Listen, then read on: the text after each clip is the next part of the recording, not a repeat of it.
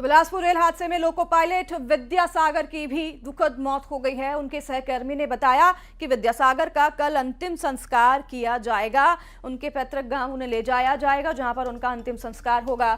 उनके परिवार में रो रो कर बुरा हाल है, सभी का मातम परस गया है। तस्वीरें आप देख रहे हैं, ये लोको पायलट हैं जो हादसे के दौरान ट्रेन चला रहे थे। लोको पायलट विद्यासागर की भी इस हादसे में दुखद मौत हो गई है।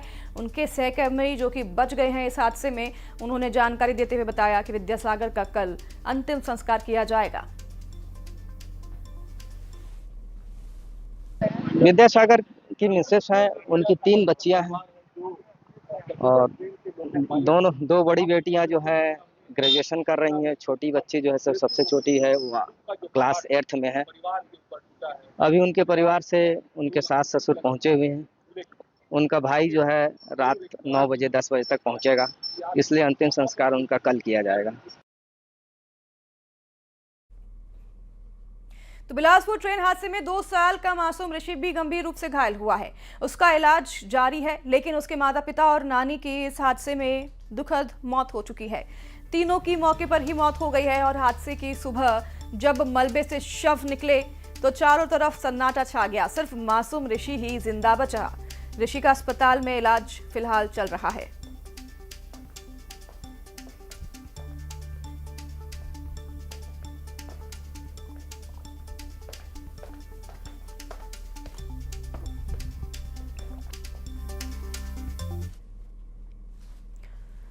बिलासपुर रेल हादसे में एक मां ने अपने मजदूर बेटे को खो दिया है। अस्पताल में शिनाख्त के बाद मां फूट फूट कर रोने लगी। ये तस्वीरें आपको दिखाते हुए हमें भी काफी दुख पहुंच रहा है, पर ये उस मां की रोते बिलखती तस्वीर है जिसने अपने बेटे को इस हादसे में खो दिया है।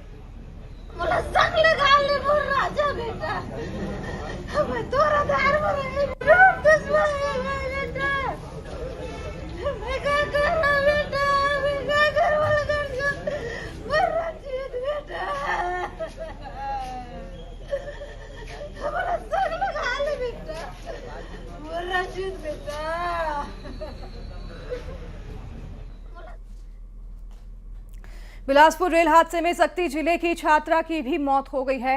ट्रेन में छात्रा सफर कर रही थी जिसका नाम प्रिया चंद्रा है। हादसे में प्रिया की मौत हो गई है।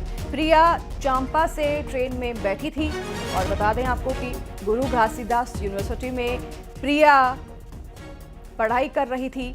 बीएससी फाइनल की प्रिया छात्र थी। सक्ती जिले के जयजयपुर ब्लॉक के बहेराडीह की प्रिया रहने वाली है।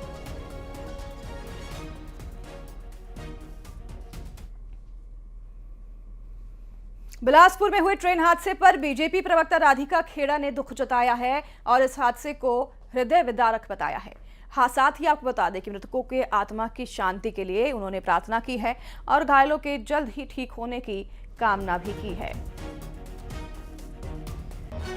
बिलासपुर में हुए ट्रेन हादसे पर बीजेपी प्रवक्ता राधिका खेड़ा ने दुख जताया है और इस हादसे को हृदय विदारक बताया है। साथ ही मृतकों के आत्मा की शांति के लिए प्रार्थना की है और घायलों के जल्द ठीक होने की उन्होंने कामना की है।